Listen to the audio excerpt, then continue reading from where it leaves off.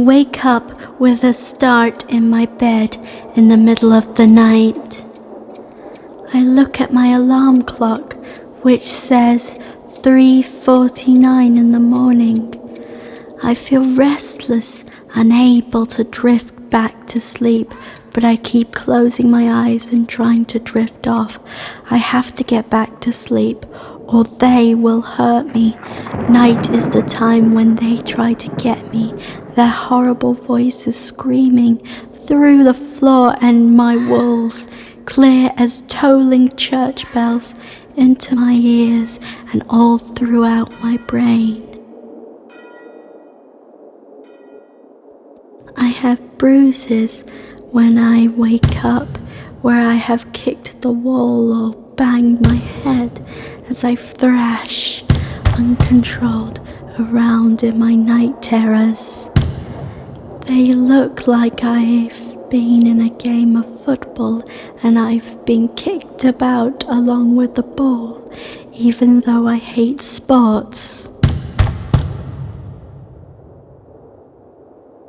I can't tell anyone else. They wouldn't believe or understand. They'd just say that the terrifying dreams can't hurt me. Even my parents say, "Go back to sleep, you little idiot." This always happens. I hear a creak, a cry, something. I get up from my bed, put on slippers and walk along the hallway, downstairs, and then down a passage that I don't recognize in my waking life.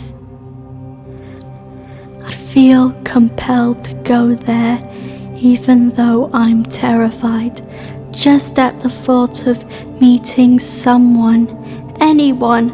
I find it hard to trust other people, even my own parents. I always walk, I don't know why, towards some sort of basement. Do we really have a basement? Now that I am close, I can see it's old and musty and smells like mold. Things probably only go in there to be lost, forgotten, unloved, feared. But I know it. Some half-forgotten memory, perhaps. I can't even remember what happened the last time I followed the same pull from this unknown source, so it has to be different, better, this time. Doesn't it? I go down the steps, compelled but terrified to go down, down, down, down to what feels like the beginning of hell. The feeling is the very antithesis of peace. When I get to the bottom, I can just about make out shapes in the gloom. Dusty furniture and knickknacks covered with newspaper surround me. The smell is sickly and familiar. Where have I smelt it before? Suddenly, my attention is drawn to a moving shape that is like a school of fish. Something inside me, an instinct or a memory maybe. I don't know anymore since I stopped trying to figure it out a long time ago. Tells me to get back up the stairs and back into my room before they notice me watching and hurt me, like I somehow know that they will. As I step back, oh God, I turn my head and see something that paralyzes me, destroys all hope of peace coming to me afterwards. A brief feeling or memory of deja vu matters little now.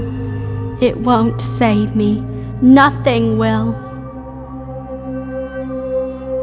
Without a word, and before I could even curse my bad luck, the swarm suddenly envelops me like a swarm of starving locusts. Are they even a swarm now? Maybe they were like a mist, lulling in the corners and trapping me when it's far too late to run. I close my eyes in the pathetic hope that if I can't see them, they won't hurt me. But they do. All I can feel in my mind now is a pain akin to being stabbed repeatedly. It spreads all around my body, right to the tips of my fingers. All I can hear is growling, snarling, roaring, barking, all angry. One phrase they share among themselves vaguely sounds like "little idiot." When have I heard this before? The monsters seem to inject me, filling my mind with insanely chaotic images, making no sense, that seem to come from nothing. Maybe they were embedded in my mind all along because I was a mad sicko, just waiting to unleash it all, thankfully away from others. Even in my dream, I start to pass out. The only answer is to wake up. Wake up! Wake up! I scream silently to myself. I feel I am going under. I am going under. My eyes start to blur, but even in the blur I can still see the horrible, haunting images, both looming and leering, as clear as crystal, even with eyes closed. I can't remember it or describe it, but it's familiar, and when have I seen this before? Before I can think, everything goes black. As I lose consciousness, I hear a radio in the distance playing the local news, with me featured. Or is it really there? Is it the something after death? I don't care anymore, because what does it matter now? We are sad to report the death of 15-year-old Anna Keswick. The young girl was found yesterday. Her death is being treated as suspicious. The police are also investigating a derelict basement in the unoccupied house that was the girl's home. It is believed this is where she died. Several people are currently held in custody. The suspects are rumored to be the girl's family.